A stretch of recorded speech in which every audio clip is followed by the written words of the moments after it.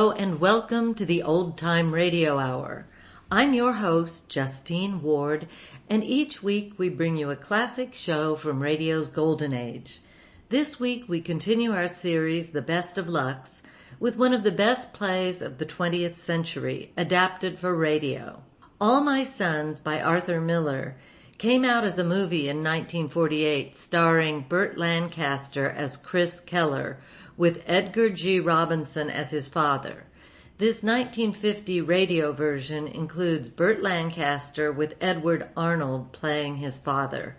There's a lot of drama and good acting packed into this hour of Lux Radio Theater, featuring All My Sons by Arthur Miller, first broadcast May 1st, 1950 on CBS. Lux presents Hollywood.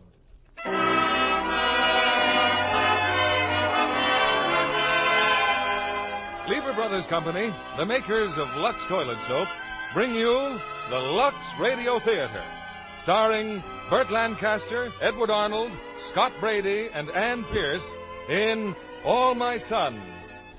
Ladies and gentlemen, your producer, Mr. William Keighley.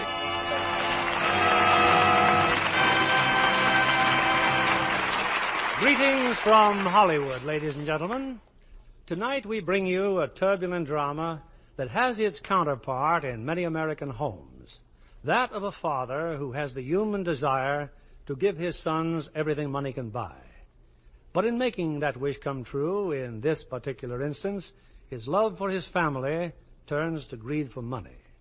Now, this is the theme of All My Sons, a smash hit on Broadway, and later a successful motion picture from the studios of Universal International. It's a play with brilliant acting opportunities, and we have an all-star cast tonight to perform it. First, that dynamic box office attraction, Burt Lancaster, in his original role. Then, our old friend Edward Arnold as the father. And Scott Brady, one of your newer favorites. And for feminine beauty and charm, Ann Pierce. Today is May Day, a day when beauty queens become a national symbol. And, of course, the national symbol for beauty care is Lux Toilet Soap.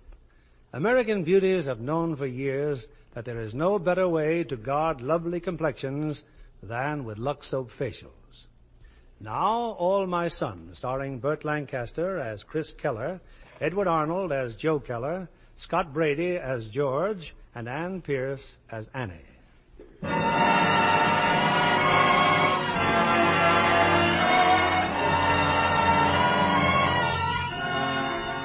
Toward the end of the war, a tragic scandal broke in a small Midwestern city. A machine shop delivered a quantity of defective cylinders to the Air Force. As a result, 21 pilots crashed to their death. The owners of the plant were put on trial. One went to prison. The other, Joe Keller, was exonerated. It's 2 years later, and on this Sunday afternoon, Joe Keller's in his front yard raking leaves. It's 2 o'clock, Chris. If Annie's coming on that train, you better get down to the station. I'm leaving now, Dad. How's Mom feeling? Oh, better. I figured to let her rest a while. It isn't rest she needs, Dad. You know it. Somehow she's got to understand that Larry is dead. It's insane what she's doing. Well, she just won't be convinced. But nobody comes back after all this time. You can talk yourself blue in the face, but there's no body and no grave. The War Department reporting him missing, and that's all. Well, Ma's got her mind made up that someday your brother is going to come back. Now, what about Annie? Well, what about her? Oh, she's Larry's girl. He was engaged to marry She's her. not Larry's girl. How can she be Larry's girl when he's dead? Dad, I'm going to ask Ann to marry me. You marry that girl and you're pronouncing Larry dead. You better give it some thought, kid. I have given it thought. I hope we could have a regular wedding and everything happy. But if that can't be, then... well, then I'll just have to get out. What are you talking about? You got a business here. You mean you'd leave the business? Yes. On this I would. Don't even think like that. Well, then help me to stay here. All right, but don't think like that because, well, what did I work for? It was all for you and Larry, the whole shooting match. Now it's all for you. I know, Pop. Just help me to stay here. That's all I ask. Chris, wait a minute. Let's leave it this way. Don't do anything without Ma knowing it. I don't want Ma to be hurt anymore. Do you think I wanted to be hurt? Well, just don't go running off and do something crazy. Promise me you'll first talk to Ma. Okay, I promise. I used to know you. I don't know you now. Do I, kid? No, Dad, you don't. You know, that Annie's a swell girl. Get going now. Don't keep her waiting.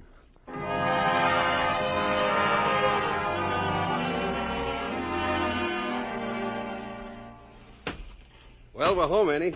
Hey, Pop, where are you? I'm right here. Annie, why, you look beautiful. Hello, Mr. Keller. Where did you get that Mr. Keller stuff? I'm Joe. Here, let me look at you. Oh, a dish if I ever saw one. Here, give us a kiss. No, wait a minute. Oh, they're still falling for me, Chris. How do you like that? You're a regular dog, Pop. Hey, Kate. She's here, Kate. Well, tell me, how's the old neighborhood look to you, honey? Oh, it looks wonderful, Joe. I see the people painted our old house. Well, what about this house? You think you can still find your way around? I think I can. Oh, the piano. You know, I haven't touched a piano in years. Well, sit down, Annie. Play something. No, Annie. No. If you don't mind. Kate hasn't let anybody play that thing since Larry... Well, you know. Oh, that's silly, Joe. Larry'd love to have me play it. Play it, Annie. Well, I'm just telling you, that's all. Annie, darling, I'm so glad you could come. Mrs. Keller, it's so wonderful to be back again. I'll take your bags upstairs. Yeah, like old times, huh, Ma? Annie around again? Almost like old times, Joe. You know, the piano still looks good in spite of the way Larry and I... You think of him? You see, Joe, she still thinks of him. What do you mean, Mrs. Keller? Just that you remember him. But how could I help but remember Larry? I'll take you up to your room. Well, I'll see you later, Annie. You must be tired after that long train ride. Did you sleep well? Mm-mm. I was too excited. This room, dear. To your left. No kidding, Mom. Isn't she the sweetest gal you ever saw? Oh, now you just take it easy, Chris. You're going to have me believing it. Okay, then you're not the sweetest gal I ever saw. Mom is. Oh, you big kid. You go away. See you downstairs. Tell me, Annie, you still work at the same place in Chicago? Oh, yeah, still pounding a typewriter. What are all these things, Mrs. Keller? Do these all belong to Chris? You don't remember? This is Larry's room. Oh, it just didn't occur to me that you'd... Well, like his shoes, they're all shined and his... Yes, dear, for when he comes back. Mrs. Keller. Annie, sometimes it's better to let things stay the way they are, not disturb them, no matter what. We'll be in the backyard. You come down whenever you're ready, dear.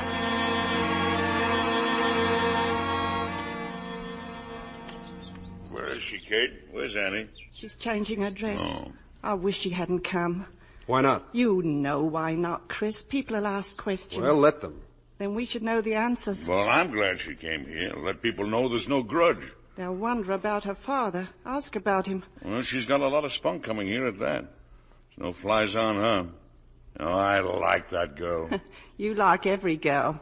Well, no flies on me either.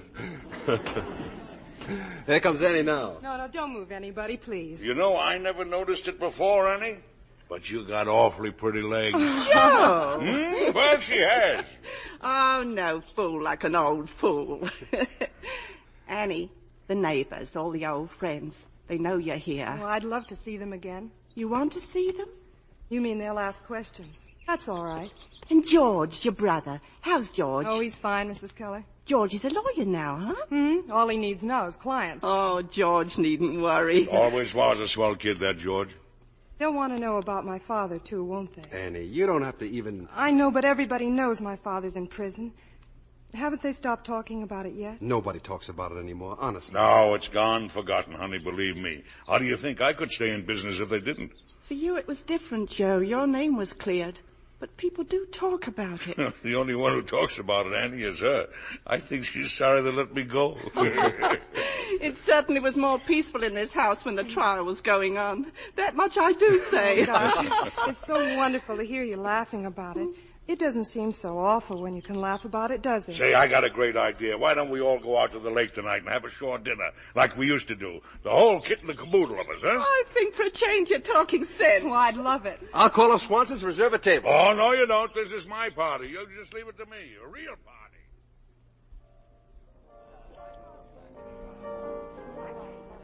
Everything okay, Mr. Keller? How's the lobster? Oh, fine, Pete, fine. Just keep that wine coming, will you? Anything you want. Just holler for it, Mr. Keller. All right. Big shot, huh? So you stick around with me, kid, and you'll go places. Here, Annie, have some more lobster. Joe, I've gained 5 pounds already. Joe, look who's at the bar. Huh? Oh, yeah. Mrs. Hamilton. She's drunk again. So what? So nothing. Who's Mrs. Hamilton? Oh, she's a lush. She's always drunk. She used to work in the factory for a while. Yeah, during the war, extra help. Her husband was killed in the invasion in France. You know, I just got another great idea. As soon as we leave here, why don't we all She's seen us, Joe. She's coming this way. Well, how are you, Mr. Keller? Huh? Oh, hello, Mrs. Hamilton. You murderer. Now, you cut that out or You I'll... heard me? Get out before... Dad, take it easy. Hey, what's going Get on? her out of here, I tell you, get her out. Here? Frank, Eddie, take care of her, will you? It's all right, folks. Everything's all right. I'm sorry, Mr. Keller. No, it's okay. She's drunk. Get some kind of a crazy bug in her head. Now, come on, let's finish the dinner. Huh? Joe, I don't feel so good. Let's go home. Yes, please. Well, Let's. you take him out to the car, Chris, will you? I'll get the check.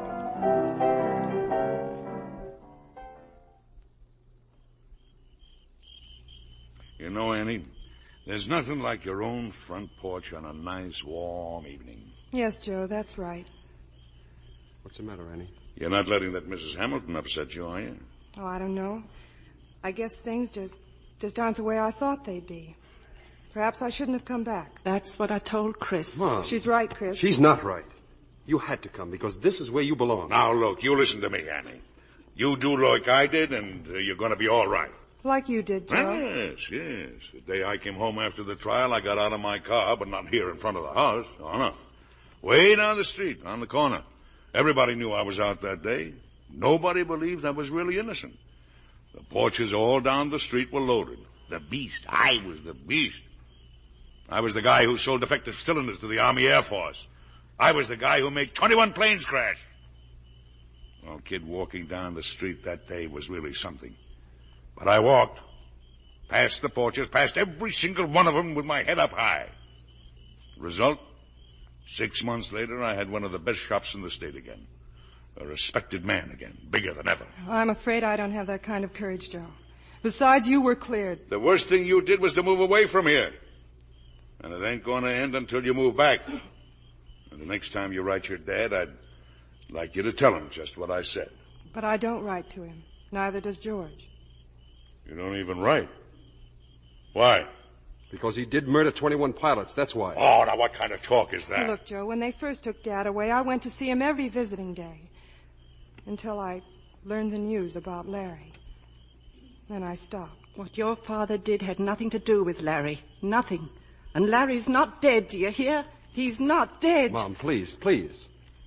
He's not dead. If you'll excuse me, I think I'll go up. Good night, Annie. Good night, Mrs. Good Keller. night, Joe. Chris. Night, Mom. Now, listen, Annie. Larry never flew those planes. So who flew them? Pigs? Annie's father was a fool, but don't make a killer out of him. You got no sense? All of a sudden, a batch of cylinders come out bad. Something went wrong, a mistake. But it ain't murder. Annie, you mustn't feel that way about your father. No. He still didn't have to ship them. All right, so he shipped them. He believed they'd hold up 100%, and some of them did. The Army screaming for deliveries, me home sick in bed. So he shipped them. I don't say he was right, but it wasn't murder. Do you hear me? It wasn't murder. Let's just forget about it, Joe. Andy, the day the news came about Larry, he was in the cell next to mine, your dad. And he cried, Annie. He cried half the night. I guess the fathers of those boys cried, too. No, don't talk like that. Well, then cut it out. We've had too much talk. Yeah, Chris, you're right, Annie. You're right. Too much talk. Now, look. Why don't you two go for a ride or something? Have some fun. What's the matter with you, Chris? A pretty girl, and all you do is sit around here. Why don't you mind your own business? Well, it's too bad I'm not younger myself, Oh, Annie. you're just the right age, Joe. Yeah, what do you know? Huh? Just the right age, she said. Let's get out of here, Andy. He's too much competition. Yeah, and have a good time, Annie. Enjoy yourself.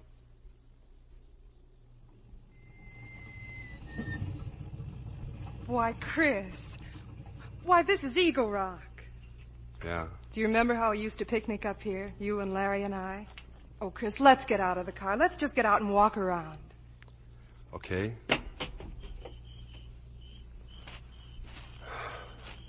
This is where I learned three's a crowd. You were too sensitive. Are you still? Well, the Army rubbed some of it off. Not enough, I'm afraid. Chris, I'm not staying. No, don't say that. For one thing, your mother doesn't want me here. Oh, but Ma doesn't understand, and give her time. And then, well, ever since I got here, you've been, well, kind of distant. Do I embarrass you by being here, Chris? Oh, no, Annie, no. You act like it. But you must know why I asked you to come. I guess that's why I came. I love you, Annie. Honest, I love you a great deal. I love you. Gee, I have no imagination. That's all I know how to tell you. Isn't that awful? I didn't want to tell it to you here. I wanted some place where we'd never been. A place where we'd be brand new to each other. Where we'd... Oh, Chris. I kissed Annie. How long I've been waiting to kiss you. We're going to live, Annie. Oh, I'll make you happy. So happy. How long have you loved me, Chris? Always. Ever since we were kids. You never said anything or showed it. Well, you were Larry's girl. You're funny. What about your mother? Oh, don't worry about Mom. I'll tell her. That's going to be hard, Chris.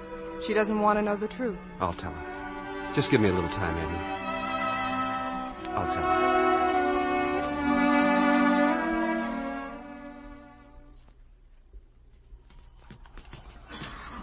Well, you're home early. Still sitting on the porch, huh? Checking up on us, eh? Phone call for you, kid. Long distance. For me? Ask for Operator 4 at Springfield. I think it's your brother. George? But, well, why would George? Why don't you call him? Find out. Well, I will if you'll excuse me. Well, that didn't take long. Couldn't you reach him? It was George, all right. Anything wrong? We went to Springfield to see my father. What is it, Annie? Your father took sick or something? No. George is just a little upset, that's all. What about? I don't know, Joe. He didn't seem to make much sense. I think I'll turn in now. Well, good night, Joe. Sleep well, Annie. Good night, Chris. Good night, Annie.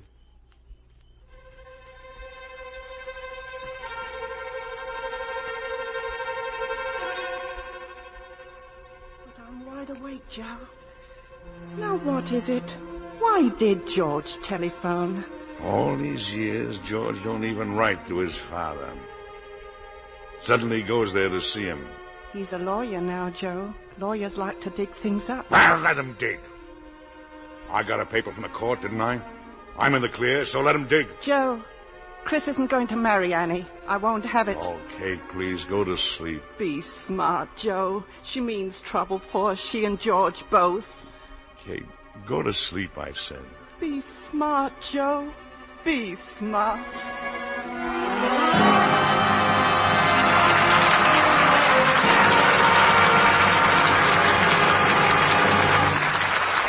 In a few moments, we'll continue with Act Two of All My Sons. And now, our Hollywood reporter, Libby Collins. Give me a good melodrama, Mr. Keeley, and I'm happy. Especially when it stars James Mason. Well, that's the way he affects all the ladies, Libby.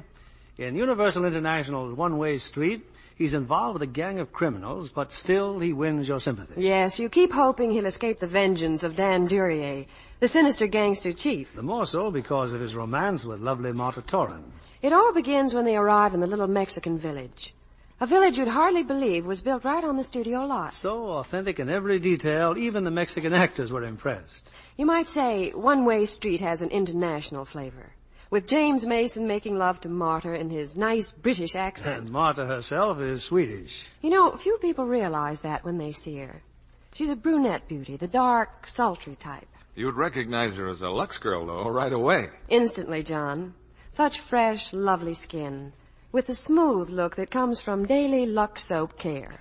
Marta really depends on her Lux soap facials. That's because they give such gentle, protecting care, Libby, as famous screen stars know. Yes, and these Lux soap facials are so quick and easy, too.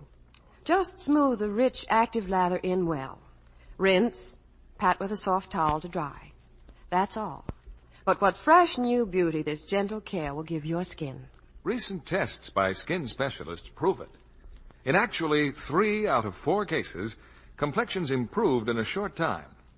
So here's a beauty tip for women everywhere. Next time you shop, stock up on Hollywood's own complexion soap. Remember, 9 out of 10 screen stars use fragrant white Lux toilet soap. Now, our producer, Mr. William Keeley. Act 2 of All My Sons, starring Burt Lancaster as Chris, Edward Arnold as Joe, Scott Brady as George, and Ann Pierce as Annie.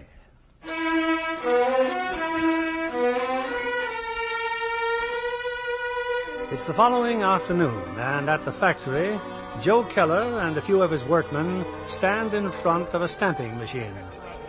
Well, there, you see, it's all fixed. Is anything else up with you guys? Same old Joe. If you want to know, ask Joe. That's what we used to say. Yeah, sure, that's right, Charlie. If you want to know, ask Joe. Okay, fellas, get with it.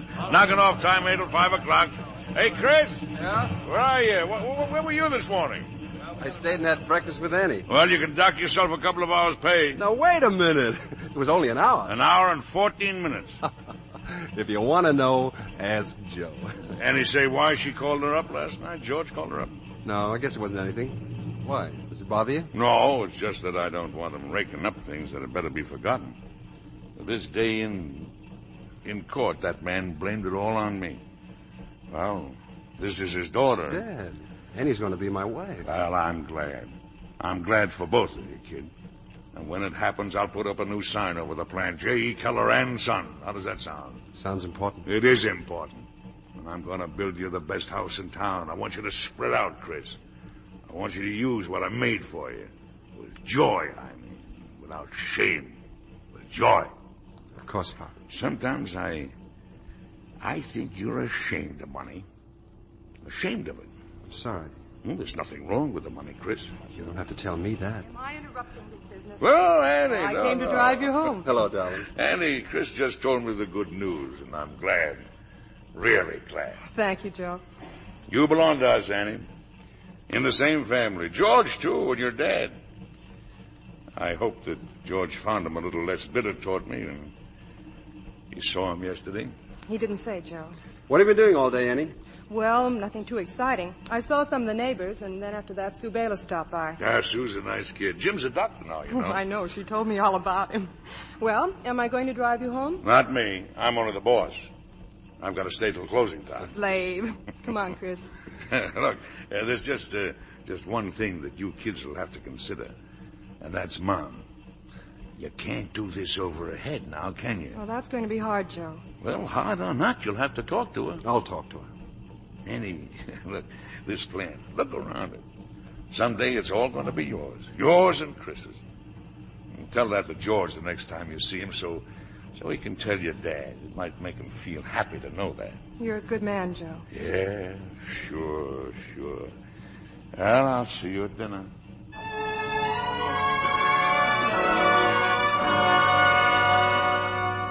But Joe wouldn't come home with us, Mrs. Keller. Too early, he said. Annie, he phoned again. George, he's at the depot. George? George here in town? He wanted to meet you there, Annie. I can't imagine what's got into him. I finally got Jim Bayliss to drive down to the depot and make him come out here. Well, I'll phone the station and see if he's still there. If George is coming to reopen the case... Mom, how can George reopen the case? Oh, I don't know. But when he leaves here, tell Annie to go with him. He's different, Mom. No matter what the others may think or do, she's different. He's her father, too. She's different. You'll see. I couldn't get the station. The line's busy. Well, Jim must have picked him up. I'd better look after the dinner. No matter how much help you have, you always have to look after things yourself. She's upset, Chris. Why? She's so fond of George. Well, she thinks he's going to make trouble. George can be such an awful fool sometimes. It won't change anything between us, will it, Chris? No matter what he says. No matter what anybody says. Jim! Oh, Jim! Oh, it's Sue Bayless. Oh, come on in, Sue. Oh, hi. You seen Jim around? We went to the station, Sue, to pick up my brother. George? Oh, well, it's nothing important. Chris? Yeah? Can you come into the kitchen a minute? Remember, Annie, no matter what anybody says. I guess your brother's coming to give the bride away, huh? Oh, it's not hard to put two and two together. What's your father going to say about all this? Why should he say anything? Well, why shouldn't he? After all, the way Joe Keller outsmarted him. That's not true. Oh, I'm sorry, Ann, but there isn't a person in town who doesn't believe it. But that can't be true, Sue. The Kellers are on the best terms with everybody. They just give Joe credit for being clever. I guess I do myself. Susie, go on and see if you can calm down Mom, huh? She's all worked up. Oh, but you and Ann, huh? Why don't you mind your own business? Go on and see what you can do, huh? Okay, I'll go in. Chris, she says they think Joe's guilty. That he just outsmarted my father. Sue talks too much. But Chris, I turned my back on my father. If there's anything wrong here now, Annie, my father is innocent. Do you think I could forgive him if he were guilty? Believe me, Oh, there's a car coming. Oh, it's Jim. Look, stay here, Chris. Stay here on the porch. Hello, Ann. Well, your brother's there in the car. Oh, what's you staying in the car for, Jim? George came here to take Ann away. You take my advice, fight it out somewhere else, huh? Nobody's afraid of him here. I thought I heard you talking. Oh, hello, honey. Well, is that George out there? He's getting out of the car. Oh, why wouldn't he? George. Hello, Annie. Hello, George. I'm glad to see you. Oh, this is Jim's wife, Sue Bayless. Hello. So you're George. Well, I heard a lot about you. Yeah, that'll do, Sue. We've got to get back home. Well, you don't have to push me. Nice meeting you, George. Thanks. And thanks for the lift, Jim. Forget it. Sit down, George. Well, tell me, how's the law these days, huh? I don't know, Chris. When I was studying, it seemed sensible. But outside, there doesn't seem to be much law. Annie, you're not going to marry him. Why not? Because his father destroyed your family. That's why not. Cut it out, George. Let's not argue. Tell her to come with me, Chris. Who are you to come bullying your way in here? If you've got something to say, say it. I went to see Dad, Annie, to tell him you were going to be married. It seemed impossible not to tell him. All right, go on, George. Whatever he did, he's our father. We've got to remember that. That's not what you said when you got back from overseas. I know what I said. But now I know it wasn't all Dad's fault. Joe Keller knew about those cylinders, Annie. Joe knew. That's a lie. My father was here in this house. He was sick. Sick? He stayed home to give himself an alibi, so all the blame would fall on my father. But, George, all this came out at the trial. Dad told the whole story and the jury didn't believe him. The jury didn't know him, Annie. Yesterday I heard it straight from his own lips. And it's altogether different from the way it reads on the court record. Your father tricked him, Chris. He took everything we had. Now, wait a minute. Where do you get the nerve? Get your things, Annie. You're coming with me. I'm staying here, George, with Chris. Staying here? Why, everything they've got is covered with blood. You're not the kind of a girl who can live like that. Georgie. Oh, hello, Mrs. Keller. Oh, let me look at you. Let me look. Why, Georgie, they've made an old man out of you. Why, it's been a long time, Mrs. Keller. Annie, why do you say he looks fine? He looks like a ghost. What's the matter with you? Don't you eat? Oh, I feel okay. It's just that I don't have much of an appetite these days. If you ate in my house, you'd have an appetite. Wait till you see the dinner I've spread out for you. I'm not staying for dinner, Mrs. Keller. I've got to get right back. Of course you're staying for dinner. No, I can't really. Now, don't you start telling me what you can do and what you can't do. Going around making believe that you hate us. You can't hate us, George. Not in your heart. I know you. Oh, I carried you when you were a baby. No, you can't fool me. You haven't changed, have you? None of us have changed, Georgie. We're all the same. Well, maybe I will stay for dinner. Nobody can resist, Mom. Not for long. Why should he resist me? Georgie, I've grape juice. Remember? You and grape juice. Oh, grape juice. See, Ken, smile. You come with me. Joe'll be home soon. He'll be so glad to see you.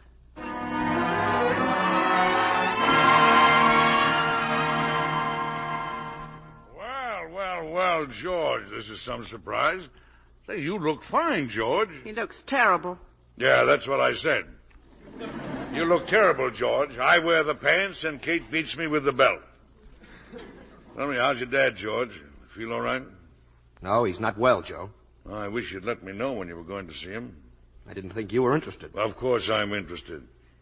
And I'd like him to know that as far as I'm concerned, on the day he gets out, he's got a place with me. You don't owe him anything, Dad. I know that, Chris, but just the same... He hates your guts, Joe. Don't you know that? Yeah, but that can change, too. Herbert Deaver was never a man to hate, never. He's like that now, Mrs. Keller. Well, that's a sad thing to hear. Why, Joe? Why? What did you expect him to think of you? Well, a thing can be sad even if you expected it. As long as I've known him for 25 years, he's never learned to take the blame. You know that, George. Well, sometimes there are circumstances. Yes, but you do know it. I mean, like in 37 when we had the shop on Flood Street and he near blew it up with the heater he'd left burning for 2 days without water. He never did admit it was his fault. Had to fire a mechanic to save his face. You remember that, don't you? Yes, but... I mention it because it's just one of a lot of It's things. not the same, Joe.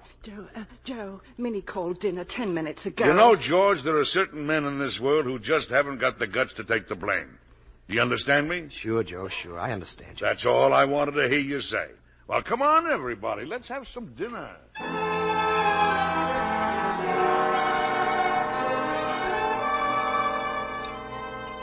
Oh, but I can't, Mrs. Keller. One more bite and I'll bust. It's like I tell her, George. Mom should have joined the army and fed the fellas overseas. Oh, you're not kidding. Well, I just don't like to see people go hungry, that's all. Now, you come back here to live, George, the way Joe's been telling you, and we'll see. Yeah, and don't think I was kidding. Oh, he's got influence, this man. Influence. I'll talk to Judge Collins. He's got the biggest law firm in town. I'll have him take you in with him. Well, George, now all you'll need is a wife. Leave it to me, Georgie. I'll find you a girl. See, I feel so... Well, it's so wonderful. I've never felt at home anywhere but here. And why shouldn't you, Georgie? We've no argument. Why should we have argument? We were all hit by the same lightning, all of us. You know, Mrs. Keller, you haven't changed a bit. And you too, Joe. Why, you're amazingly the same. Still healthy and strong as an ox. Joe hasn't been to a doctor as long as I can remember. Never been sick a day in my whole life. Is that a fact, Joe? Yeah, sure it's a fact. Except for that time when you... Oh, yeah, sure, yeah, except for that time when I had the flu. I thought he had pneumonia. He couldn't leave his bed. Never a sick day, you said. Not a day in your whole life. George, please. Do you remember every time you were sick? I'd remember that time. Oh, George. What's the matter with you? Especially if that was the day when my partner was going to ship defective parts to the Army. What happened that day, Joe? What happened? I'll tell you what Keep happened. out of this, Chris.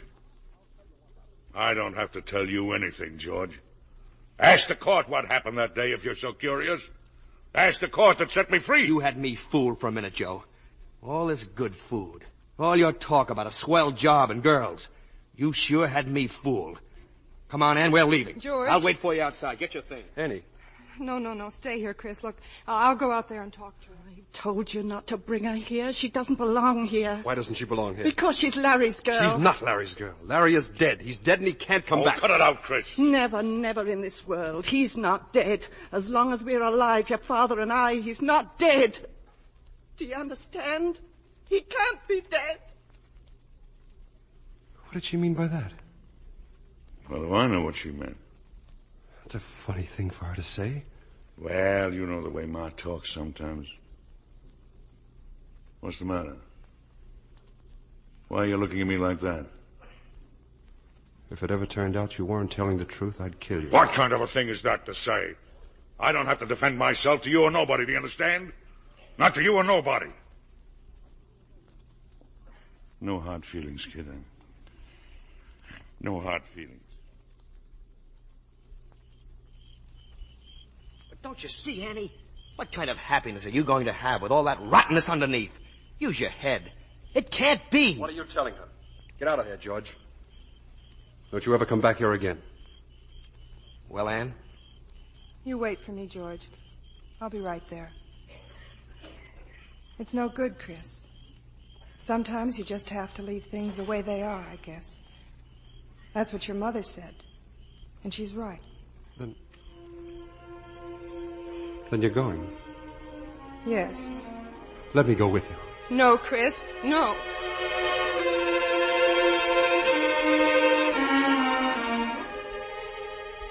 I'll be back in a couple of days, Mom. Don't try to stop me now. You're going after her, after Annie. No.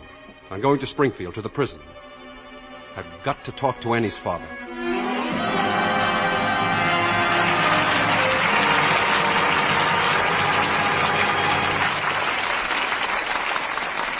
In a few moments, we'll bring you Act 3 of All My Sons.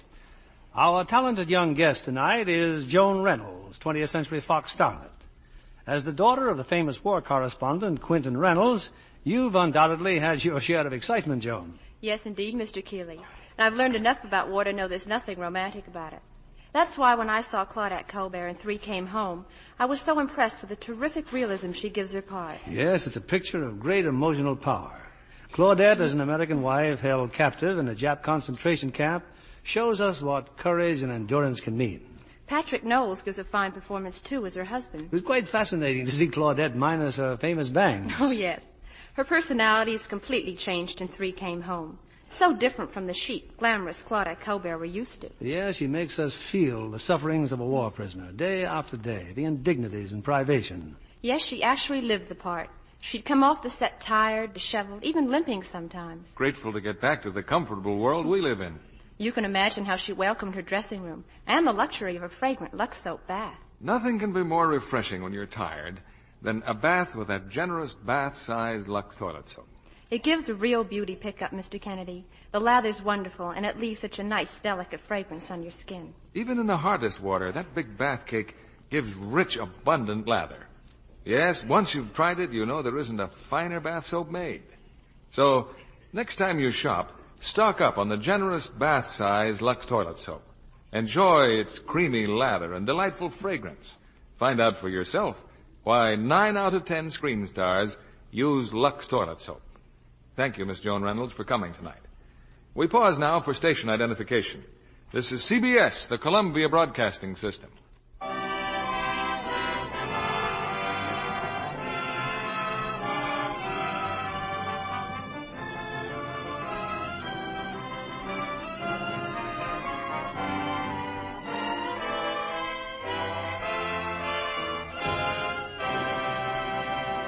The curtain rises on Act 3 of All My Sons, starring Burt Lancaster as Chris, Edward Arnold as Joe, Scott Brady as George, and Ann Pierce as Annie.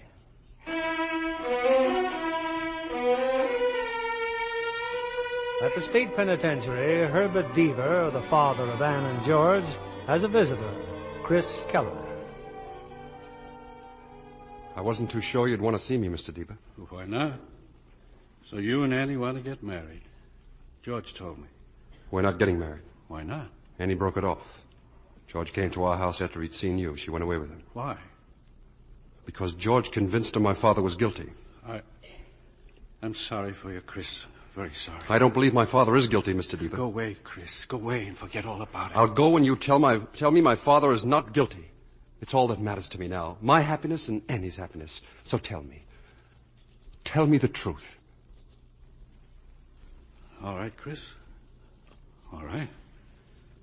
As God is my witness, what I'm going to tell you is the truth. You were away at war when it happened. Your brother Larry, too. You have no idea how busy we were in the plant. Well, one day the foreman came to my office. It's about those cylinders, Mr. Deaver.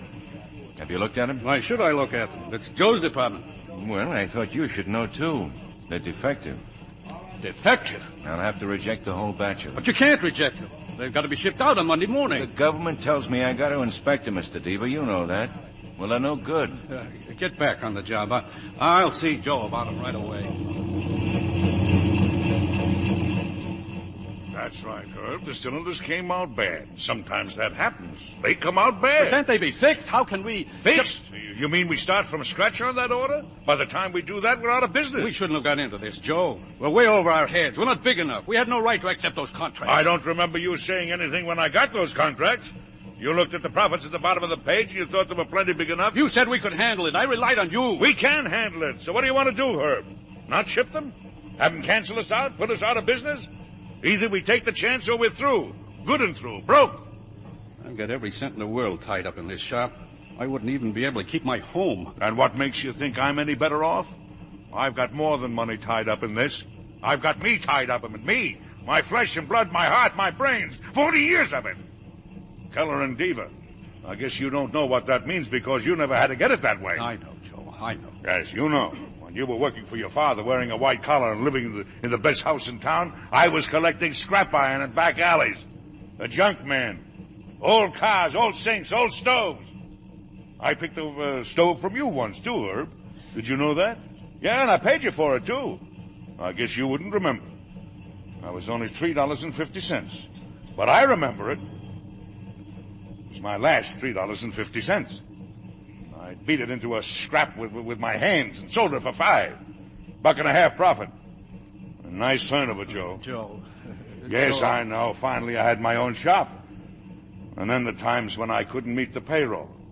The times when my wife took a job to pay the interest on a bank loan. Kate, a foreign girl who worked for your mother. You're only losing money, Joe. Only money. It's a crime to ship those cylinders out of here. You must realize It's only a crime if you get caught. So ship them out of here, Herb. I say the cylinders are okay. Ship them out.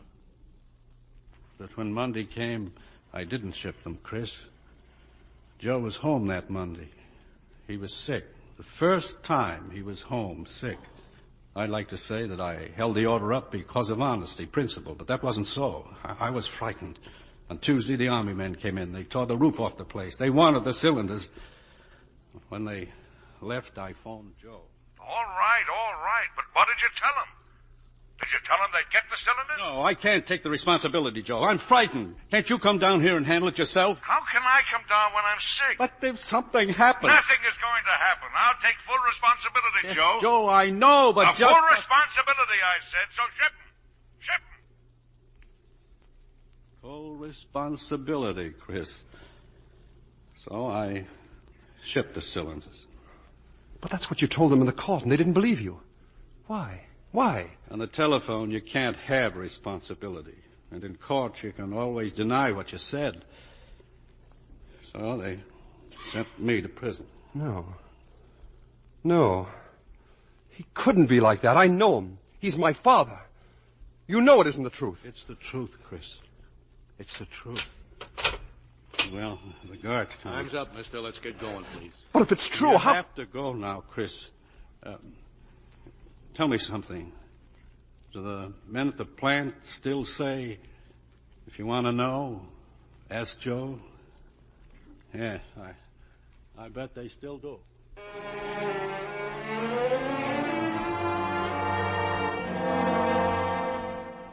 Why have you come back again here, Annie? Why? I thought you and George went back to Chicago. I did go back, Mrs. Keller, but I have to see Chris.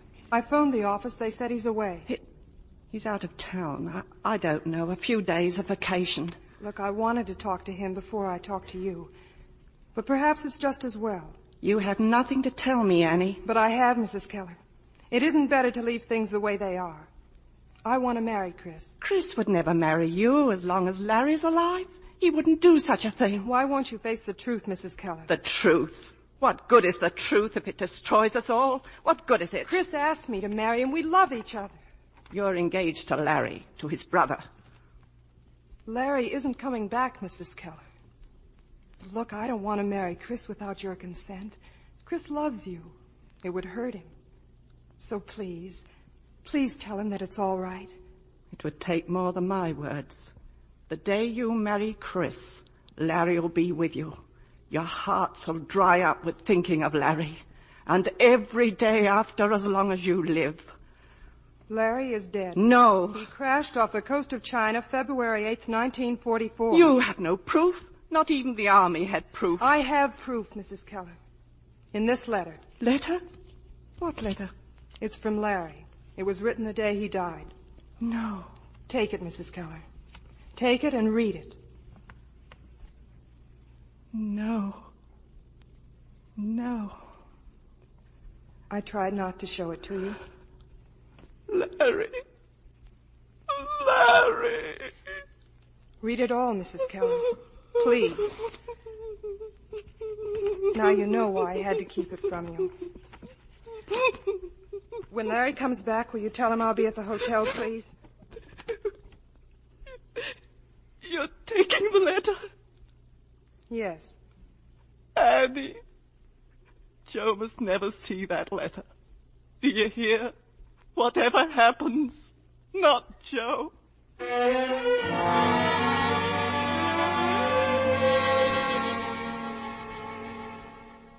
Chris, come on in, kid. Come in. I was just driving back home, Dad. I saw the lights on in your office. Wednesday night. You know what that means. There's quite a poker game tonight. You just missed the boys. They just left. I know. I was waiting out there. Well, what'd you wait for? Why didn't you come in? I wanted to see you alone. What's the matter? You don't look happy. Didn't you have a good time? Is it really true, Dad? If you want to know, ask Joe. Why, sure, it's true. That's how I built this place up, by knowing what's going on and knowing it good. Then I want to ask you a straight question. How did those cylinders get out of here without you knowing about it? Oh, so you're on that again. Well, how did they? Why don't you go ahead and say I'm guilty? Go on, say it. Because I don't want you to be guilty. I want you to be innocent, but people have put doubts in my mind. Isn't it enough that I told you so? Can't you trust your father? I should. I really should. But somehow I can't. I can't let it go at that. You've got to help me. What can I do? I've told you 1,000,000 times what happened. Dad, I saw Mr. Deeper today. You what? I went to Springfield and saw him. He told me his side of the story. Now I want to hear yours. You owe it to me to explain. You owe it to me. Explain. That's all I've been doing is explaining. You're my son. You're in it with me. You're my flesh and blood. You wear my clothes, eat my food. You live in my home. I don't have to explain anything to you. If I'm guilty, then you're guilty too. Do you understand me? You're guilty too. Then you did know. A man's in business. I'm in business. A batch of bad cylinders and you're out of business. Out of business. You don't know how to operate, they tell you. They close you up, tear up your contracts. Your stuff's no good. What's it to them? You've worked for 40 years in a business and they cut your head off in 5 minutes. Now, what could I do? Let them take 40 years away? Let him take my life away? What are you telling me? I never thought they'd install those cylinders. Honest, I didn't, Chris.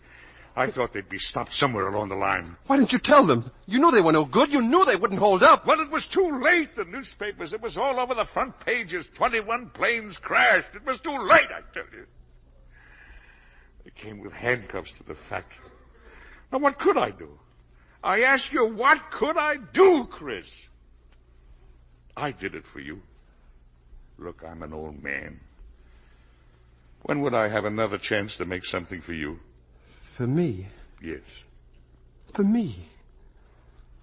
I was dying every day, and my boys were dying, and you did it for me. What kind of a man are you anyway? Kids hanging in the air by those cylinders, and you knew it. Oh, I was so proud of you. You were helping us to win, and you were worried about your business. Don't you have a country? Don't you think about people? Don't you live in the world? Haven't you got a heart? Oh, what must I do to you? What must I do to you? I'll kill you! I'll kill you! Grace! Oh,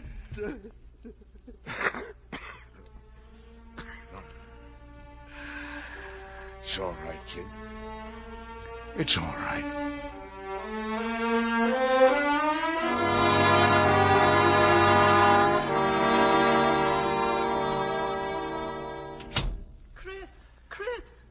It's me, Kate. What made you think it was Chris? He's back, Joe. Yes, I know. He came home maybe half an hour ago. Then he left again. He couldn't talk, Joe, like he was crying. He'll be back. Joe, he knows. Chris knows. I guess Annie knows, too. Have you heard from him? No, not again. Maybe she's still at the hotel. I told Chris. Then he's with her. I thought I had a family. What happened to my family, Kate? Joe, I was thinking this way. If you could sit down with him and explain yourself. I mean, make it clear to him that you know you did a terrible thing. I mean, if Chris saw that you realized... Ask him to forgive me, you mean? Something like that, Joe. Ask my son to forgive me? A man has to take care of his family. That's the first thing he has to do. He has to take care of his family. Why must I be forgiven? You needed money, didn't you, to buy clothes, food, to send the boys to school? You had to have money, didn't you? Joe, not that way. Well, I didn't want it that way either. Forgive me. I could live on $1 a day, but I got a family, so I... Joe, it doesn't excuse it that you did it for the family. It's got to excuse it. There's something bigger than the family to him, Joe. No, there's nothing bigger than that. There's nothing Chris could do that I couldn't forgive. Because I'm his father, and he's my son. There's nothing bigger than that. And you're going to tell him that, do you understand? You don't think he'd go to the police, do you? Joe, please. No, he wouldn't do anything like that, not without telling me. Tell me, where is he going away like this and not saying a word and not coming back? You'll be all right, Joe. Nothing's going to happen. But, Kate, for you, For you and Chris and Larry, that's all I ever lived for. I know, Joe. I know.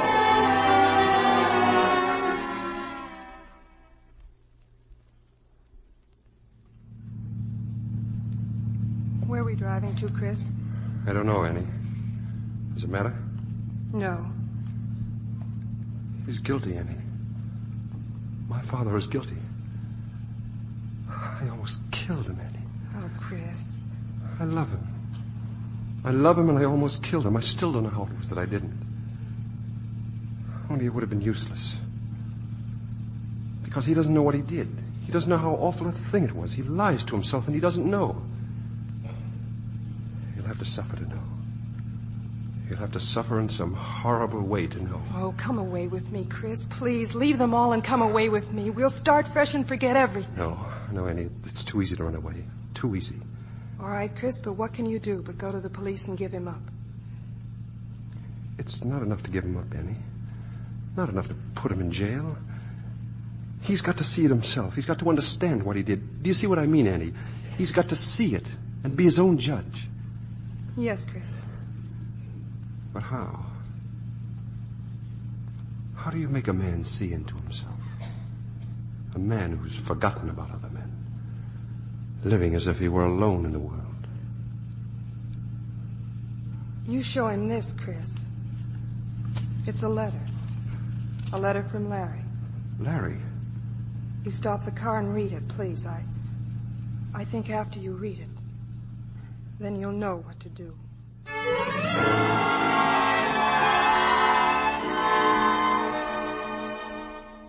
I figured you'd come home, Chris.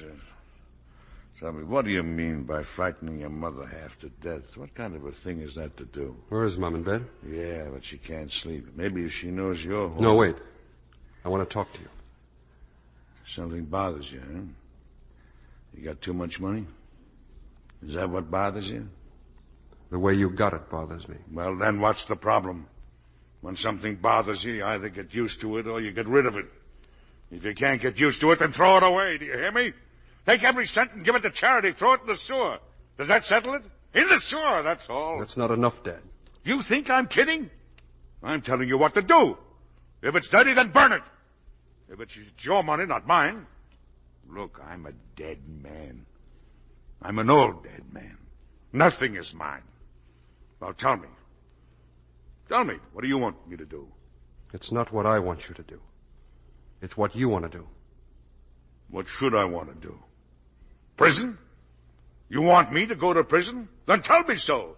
Only you can't tell me, and I'll tell you why you can't. Because you know I don't belong there, you know it. Read this, Dad. Read this letter. Then tell yourself what you must do. What is it? What do you got there? Chris, where have you been? All night we... No, Chris. No, not that letter. It's from Larry, Dad. Give it to me. Larry? Don't read it, Joe. No, don't read it. Then I'll read it. My dear Aunt. Don't listen, Joe. Go away. Be quiet. Go ahead. I want to hear what he had to say. It's impossible to put down the things I feel, but I've got to tell you something. Yesterday they flew in a load of newspapers from the States. I read about Dad and your father. I'm not clever in the way that you are, the way Chris is. And I cannot understand or make myself understand how this could have happened. We get to be proud of the planes we fly. They come to be, piece by piece, bit by bit, something of you at home who have made them. And we're not alone. But my father has made me alone. He has betrayed us all. You at home who have kept faith with us. We out here who have kept faith with you. I'm ashamed. I can't face the other men. I can't face anybody. I don't know how to tell you any, but I'm going out on a mission in a few minutes, and I will not come back. I want you to forgive me, Annie, for doing this. It's the only way I know to pay for what he's done. That's his letter. You shouldn't have. You shouldn't have. I didn't like doing it, Dad. You know that. Oh, sure, kid. I know. You did right. Joe. Maybe I've known it all along. A man can be defective, too, like a machine part, cylinder. A little pressure and he cracks. A lot of innocent people die. A lot of innocent people. You paid for it, Joe. Larry paid. He was your son. There's nothing more you can do. Sure, he was my son. But I think to Larry, they were all my sons.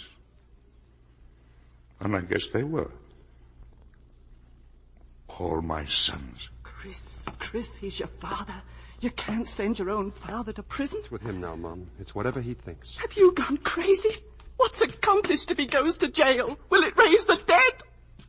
The war's over. It's over. Don't say that, Mom. It's not over. What was Larry to you, a stone that fell in the water? It's not enough to be sorry.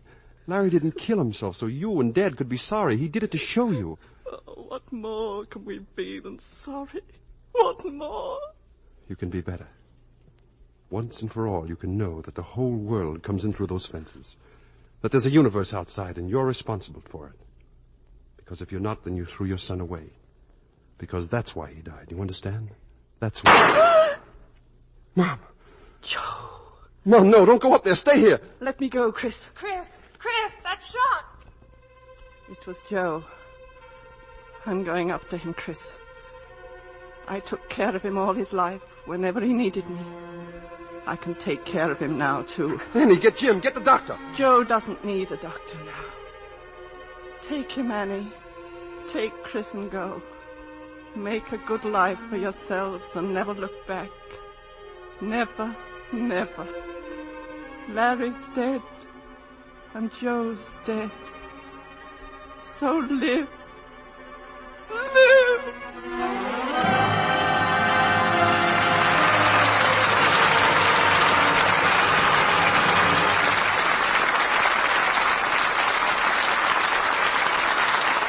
The curtain falls on All My Sons, and that applause is our thanks to a stellar cast for their really fine performances. Burt Lancaster, Edward Arnold, Scott Brady, and Ann Pierce. I'll be spokesman, Bill, and thank the audience for all of us. And of course, Burt is accustomed to getting his applause by hanging from one toe from a trapeze at the top of a tent. Are you going out with the circus this year, Burt? No, not this year, Scott. But I've got a soft spot in my hard movie heart for the circus. Because, you see, that's where I got my start. Well, it's not my idea of a vacation, hanging from a trapeze. Well, so few people can start hanging by one toe from the top of a tent. It'd be my end, I'm sure. Well, I'm a lot better off than you already. Now, Bert, what's the matter with Mr. Arnold's career? On the radio, he's all the presidents of the United States. Yeah, is that bad? Sure. No chance for advancement. May all your children be acrobats. Oh, I think I'm in too fast company here. Oh, not at all, Anne. You're absolutely the only one with a lovely Lux complexion. Why, thank you, Mr. Keeley. Lux toilet soap has been my complexion care as long as I can remember. And we're happy to welcome you and Scott to the Lux Theater for your first visit. Thanks, Bill. And now won't you tell us about next week's show? Yes, next week we'll have a wonderful motion picture comedy based on one of your favorite radio programs, The Life of Riley. Starring in the role that has made so many famous will be William Bendix, plus 3 of the original players in the Universal International screen hit, Rosemary DeCamp, Richard Long, and Meg Randall. A show for the entire family next Monday as we all enjoy The Life of Riley. Sounds like great entertainment, Bill. Good night. Good night. Good night, and thanks for a wonderful evening.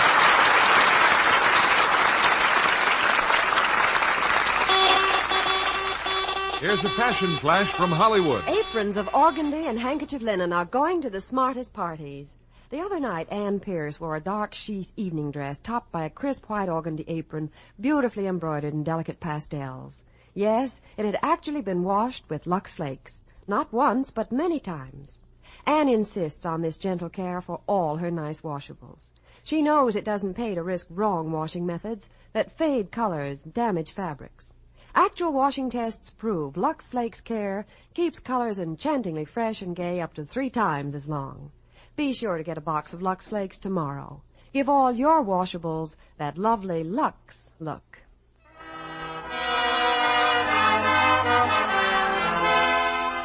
Lever Brothers Company, the makers of Lux Toilet Soap, join me in inviting you to be with us again next Monday evening when the Lux Radio Theater presents William Bendix Rosemary DeCamp, Richard Long, and Meg Randall in The Life of Riley. This is William Keeley saying good night to you from Hollywood.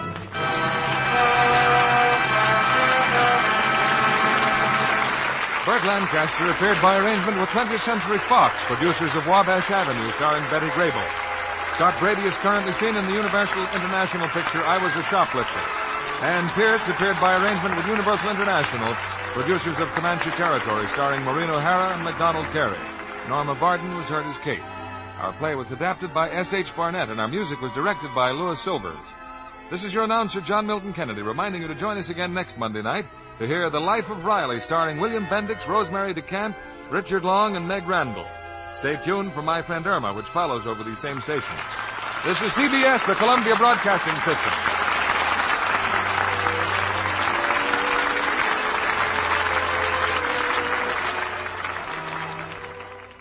You have been listening to the Old Time Radio Hour, broadcast each week over the World Wide Web.